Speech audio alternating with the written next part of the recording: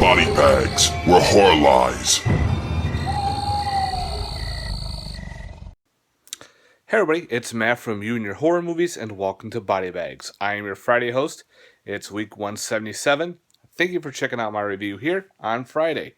I'm doing a film from 1997, brought to you by New Line Cinema and HBO. Stephen King's Night Flyer. The reason why I picked this film is because Miguel Ferrer is starring in this film. He unfortunately passed away, I think it was today. We found out he died from cancer, which pretty much sucks. He was only 61, I think. Pretty young. That's horrible. But anyway, he's one of my favorite actors. He was in Deep Star 6, RoboCop, Twin Peaks, of course, Night Flyer. He plays Richard Dees. Richard Dees is a tabloid journalist, and he is, Sasquatch had my baby type, those really funky, stupid stories. Well, they come to find out there's a person named Dwight,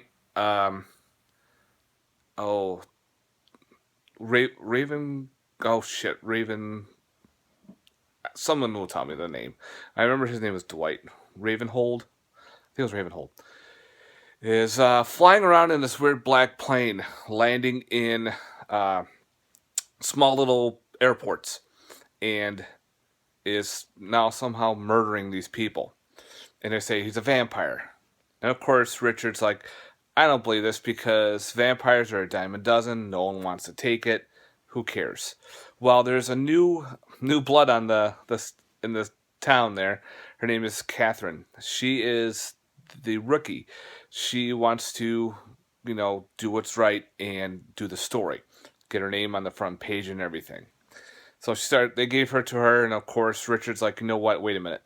His ego starts getting involved. He starts thinking more about the story.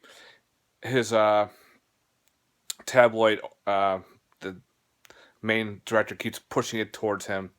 He finally takes it.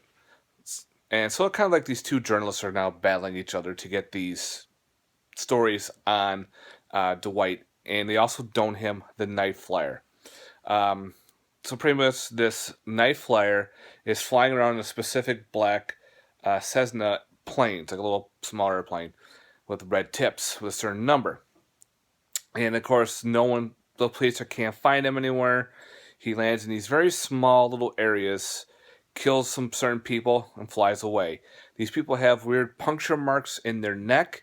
Not a normal vampire puncture mark, more like one on each side. It's kind of weird, but it was kind of neat how they did that. So now, of course, Richard, his ego, his everything is more fighting with him.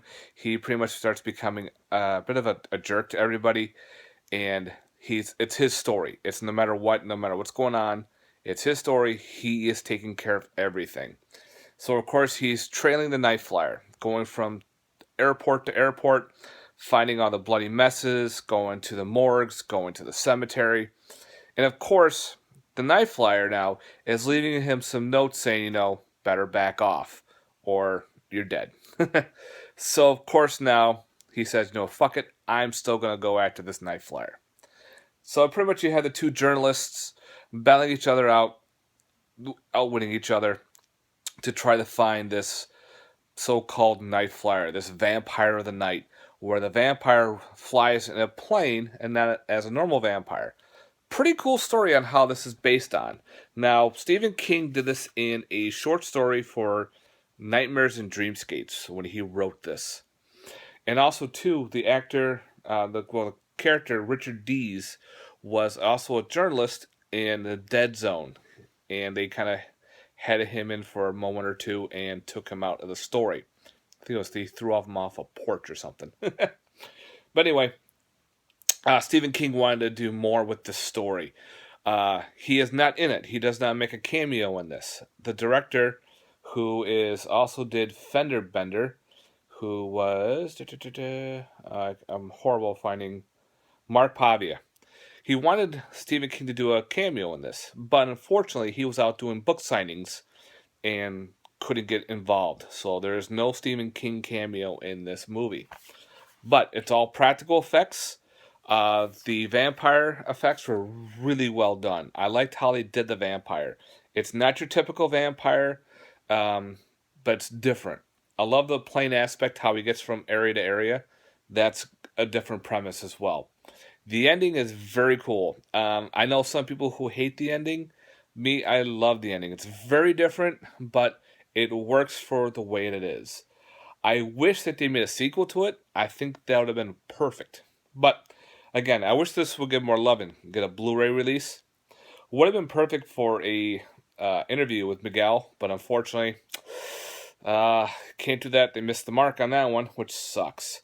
But this movie definitely needs a better release. It only comes in the Snapper Case edition, and it's a little harder to find. So if you can find yourself a copy of Night Flyer, definitely buy it. It's from 1997. It's a great little vampire flick. Out of a possible 10, I give this an 8 out of 10. Just fun to watch, some good shit going on. Again, it's not mostly your typical vampire film, but it's a good film. So definitely check out the Night Flyer from 1997, guys. I hope you enjoyed my review. Please let me know in the comments down below. Have yourself a good one, guys. Peace.